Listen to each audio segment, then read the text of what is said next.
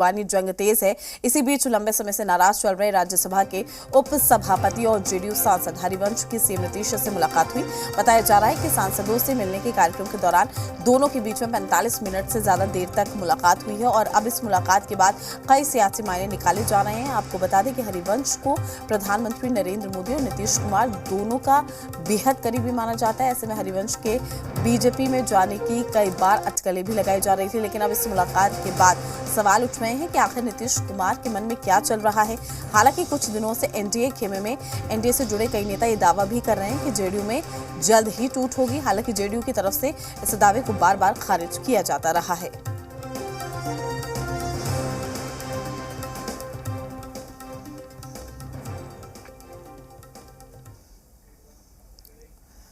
आइए आपको सुनाते हैं जेडीयू और अन्य पार्टियों में टूट को लेकर सुशील मोदी और उपेंद्र कुशवाहा ने क्या कुछ कहा था। देखिए, बिहार में भी बगावत की स्थिति बन रही है, क्योंकि नीतीश कुमार ने पिछले 17 साल में कभी भी विधायकों और सांसदों को कभी मिलने के लिए 1 मिनट भी समय नहीं दिया। साल भर लोगों को इंतजार करना पड़ता था। अब वो प्रत्येक विधायक सांसद को आधा घंटा समय दे रहे हैं। और विशेष करके जब से नीतीश कुमार ने राहुल गांधी को एक प्रकार से अगली लड़ाई के लिए नेता स्वीकार कर लिया और तेजस्वी यादव को अपना उत्तराधिकारी बना दिया, तब से जनता दल में विद्रोह की स्थिति है।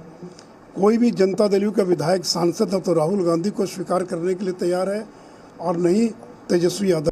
देखिए, सच पूछिए तो दोनों पार्टी की स्थिति के बारे में यदि कंपैरिजन कीजिए तो कांग्रेस के लोग तो तैयार बैठे हुए हैं, जेडीयू के लोग थोड़ा नीतीश जी का चेहरा भी देख रहे हैं कि इतने दिनों तक साथ रहे तो, लेकिन कांग्रेस में कुछ नहीं है। सब लोग तैयार बैठे हुए हैं। किस दिन क्या हो जाए आप देखिएगा कि संभव यह भी हो सकता है कि जेडीयू से पहले कांग्रेस में ही न खेला हो जाए बिहार। तो ऐसी स्थिति है, लेकिन हम कोई यह नहीं कह रहे हैं कि उसके लिए हम लोग कोई ध्यान रखे हुए हैं, लेकिन जो सच है उसकी जो जानकारी मुझको है। बीजेपी के दावों पर जेडीयू ने पलटवार किया है। बीजेपी को ही कटघरे में खड़ा कर दिया है। ललन सिंह और नीरज कुमार ने क्या कुछ कहा था टूट को लेकर, आपको सुनाते। पहली बात तो कि महाराष्ट्र की घटना पर जान लीजिए, भारतीय जनता पार्टी इसी सब काम में लगी रहती है। धन बल के बल पर, ताकत पर सरकार को अपदस्थ करना, सरकार को गिराना, सरकार बदलना, ये कौन कर सकता है जिसके पास धन बल हो। और ये कोई नया बात नहीं है। हम लोग जब एनडीए में थे तो हम लोग के साथ शुरू हुआ था अरुणाचल में धन बल का प्रयोग करके। तो भारतीय जनता पार्टी इसमें माहिर है, लेकिन अंतोगत्वा जनता से उनको जवाब वैसा ही मिल जाता है। और हमने ये पहले से समझ लिया कि ये दल सहयोगी दल के वजूद को खत्म करते हैं, विश्वासघात करते हैं। तो जनता दल यू ने जब नीति तय कर लिया, महागठबंधन बनाया, तो तमाम आपके जो राजनीतिक तोते हैं वो निष्प्राण हो गए, निष्प्राण।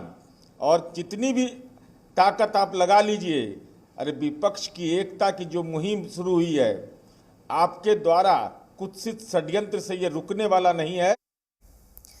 तमाम जानकारी के साथ पटना से हमारे वरिष्ठ संवाददाता प्रशांत झा हमारे साथ जुड़ चुके हैं। प्रशांत जी, इस मुलाकात के क्या कुछ मायने निकाले जाए, क्योंकि पहले विधायक फिर सांसदों से मुलाकात करके कहीं ना कहीं सीएम नीतीश कुमार उन तमाम लोगों की नाराजगी को दूर कर रहे हैं जिनकी वजह से पार्टी में जो टूट है वो देखने को मिल सकती है। ऐसे में लगातार जो बीजेपी है वो दावा कर रही है कि महाराष्ट्र का खेला अब बिहार में भी होगा। देखिए, बिहार में खेला के आशंका को लेकर के ही नीतीश कुमार पिछले 1 सप्ताह पहले से जितने दल के विधायक हैं उनसे तमाम लोगों से वो बारी बारी से 1 to 1 मिल रहे थे। और आज जो मुलाकात हुई है वो सबसे इम्पॉर्टेंट इसलिए है कि हरिवंश नारायण सिंह जो राज्यसभा के उपसभापति हैं, उनके बारे में ये माना जा रहा था यहाँ पर कि वो जेडीयू से नाराज चल रहे हैं तब से, जब से नीतीश कुमार ने एनडीए से नाता तोड़ करके उन्होंने महागठबंधन से नाता जोड़ लिया था।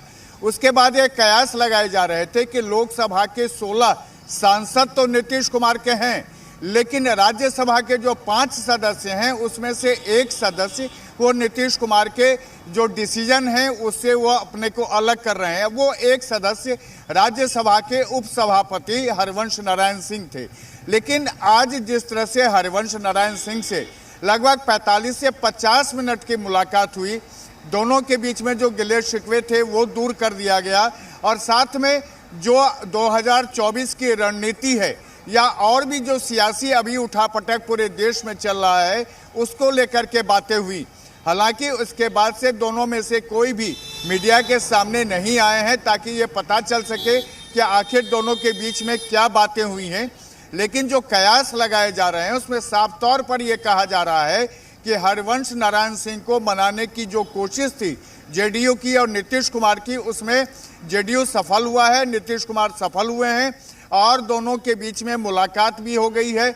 मुलाकात के बाद एक और नया समीकरण सामने आ रहा है, क्योंकि हरिवंश नारायण सिंह के बारे में कहा जाता है कि वो प्रधानमंत्री के बहुत ही करीबी हैं और इसीलिए उन्हें राज्यसभा जैसे जो हायर सदन है उसके उपसभापति का उनको मौका दिया गया था।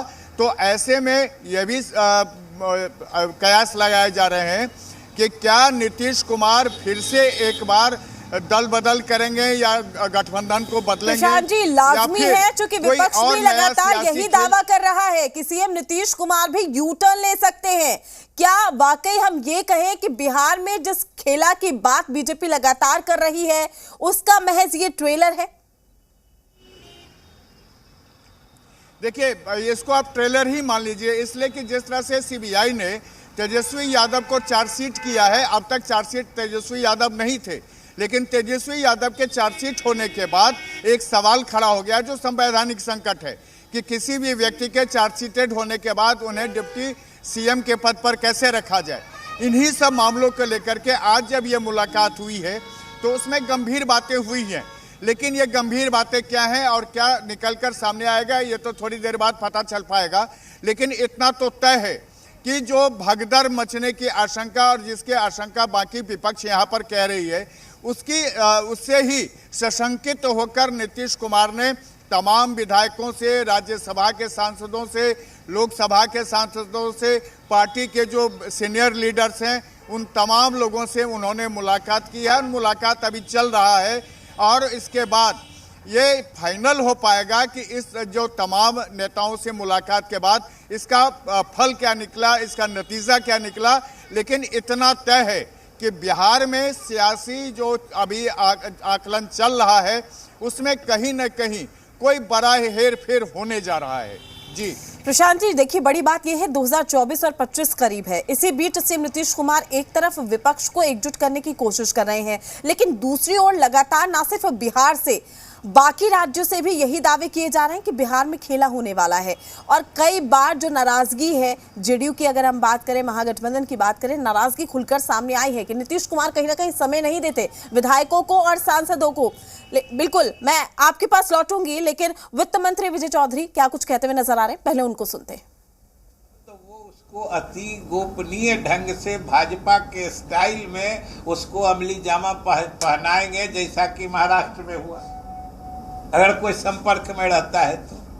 लेकिन अगर हमारे संपर्क में है इसका ढिढोरा पीटा जाता है तो ये इसका स्वाभाविक नतीजा या निष्कर्ष निकलता है कि वो लोग, उन लोगों के लाख चाहने के बावजूद एक आदमी इधर से उधर टस से मस नहीं हो रहा है, इसलिए वो बदहवासी में ये बात बोल रहे हैं। जब यहाँ पर महागठबंधन की बैठक हुई थी उस समय प्रफुल्ल पटेल भी आए हुए थे इस बैठक में। उनका एक बयान आया है जिसमें उन्होंने ये कहा है कि इस बैठक में मारामारी मची हुई थी और ये गठबंधन चलने वाला नहीं है। वो तो जिनके साथ आए थे शरद पवार जी, जिन्होंने उनको अपने सहयोगी के रूप में लाया था। तो विजय चौधरी को आप सभी सुन रहे थे। प्रशांत जी, यहाँ पर विजय चौधरी भी यही कहते हुए नजर आ रहे हैं कि सीधे तौर पर कि बीजेपी लगातार दावे तो कर रही है कि कहीं ना कहीं संपर्क में है तमाम लोग, आखिर बीजेपी खुलकर क्यों नहीं सामने आ रही? देखिए, इसके पीछे की वजह यह है कि किसी भी रणनीति को जब बनाया जाता है तो उसमें खुलकर सारी बातें नहीं कही जाती हैं। लेकिन जिस तरह से सुशील मोदी दावा कर रहे हैं कि बिहार जेडीयू में भगदड़ मचने वाला है और जो महाराष्ट्र का खेला हुआ है उसका यहाँ पर फिर से पुनरावृत्ति होने वाली है, तो इसमें एक बात मानना होगा कि जेडीयू के अंदर नाराजगी रही है और इस नाराजगी के पीछे कई और भी कारण हो सकते हैं। लेकिन एक कारण जो सामने था वो ये था कि जब महागठबंधन में नीतीश कुमार शामिल हुए तो जेडीयू के तमाम विधायकों से मिलने के बावजूद फैसला तात्कालिक था। हालांकि इसको लेकर के उन्होंने तमाम जेडीयू के नेताओं को और जेडीयू के जो तमाम विधायक हैं, जो एमपी हैं, सबके साथ कई बार मुलाकात की, लेकिन जो कुछ आशंकाएं थी वो निर्मूल नहीं थी। आशंकाओं को लेकर के ही नीतीश कुमार को ये पहले से आभास हो गया था कि कुछ गड़बड़ हो सकता है और इसी को लेकर के उन्होंने तमाम विधायकों से, एमएलसी से, एमएलए से, एमपी से और जो राज्यसभा के सदस्य हैं उन सबसे बातचीत करना शुरू कर दिया। और ये कोई सामूहिक तौर पर बातचीत नहीं हो रही थी, ये सारी बातचीत 1 to 1 हो रहा था। कहा गया कि ये सारी बातचीत क्षेत्र की समस्या को लेकर हो रही है, लेकिन सबको ये टास्क भी दिया गया 2024 का, यानी बिहार में कुछ ना कुछ पक रहा था और पक रहा है। वो क्या पक रहा है? बीजेपी या जेडीयू, इन दोनों के बीच में कुछ है, या फिर आरजेडी को लेकर के या तेजस्वी यादव को जिस तरह से सीबीआई ने चार्जशीटेड किया है, इसको लेकर के कुछ और नई बातें आई हैं। ये तो अभी आपको थोड़े दिन में इसका पता चल जाएगा। लेकिन इतना तो तय है कि नीतीश कुमार कहीं ना कहीं से आशंका से घिर गए थे और इसलिए अपने तमाम नेताओं से वो मिल रहे हैं। जी बिल्कुल प्रशांत जी, आपका शुक्रिया तमाम जानकारी